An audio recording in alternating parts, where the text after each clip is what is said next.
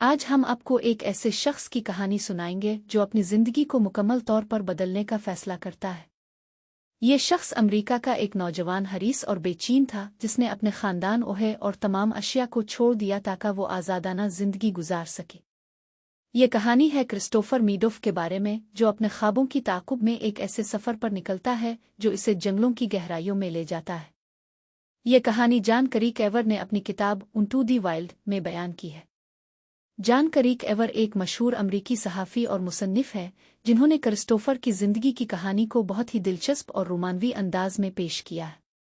Christopher मीडोफ एक ऐसे नौजवान थे जो अपने के सारे पहलुओं से मुतमईन नहीं थे।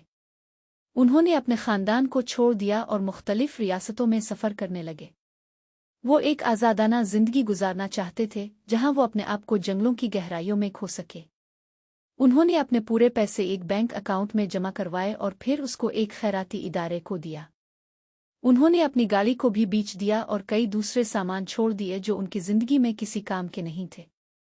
क्रिस्टोफर की कहानी हमें दिखाती है कि किस तरह वो अपने ख्वाबों की ताक़ुब में एक ऐसे सफ़र पर निकलता है जो इसे मुख्तलिफ़ रियासतों और बिलाखिर अलास्का की जंगलों में ले जाता है। उन्होंने अपने सफ़र के दौरान कई नए लोगों से मुलाकात की और उनसे दोस्ती की। उन्होंने अपने तजुर्बात और जज्बात को एक डायरी में लिखा जिससे हमें उनकी ज़िंदगी की कहानी का पता अलिफ है।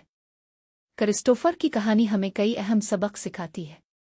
सबसे पहला सबक यह है कि हमें अपने ख्वाबों की ताक़ुब करनी चाहिए चाहे कितने ही मुश्किल क्यों ना हो।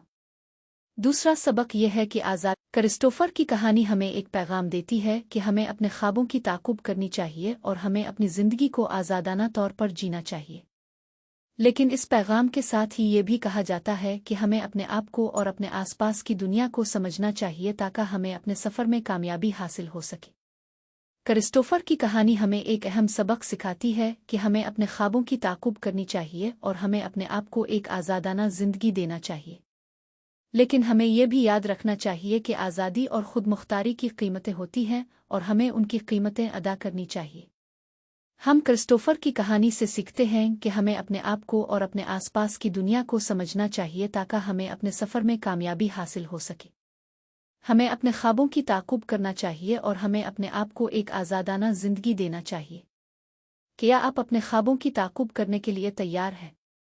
क्या आप अपने आप को एक आज़ादाना ज़िंदगी देने के लिए तैयार हैं?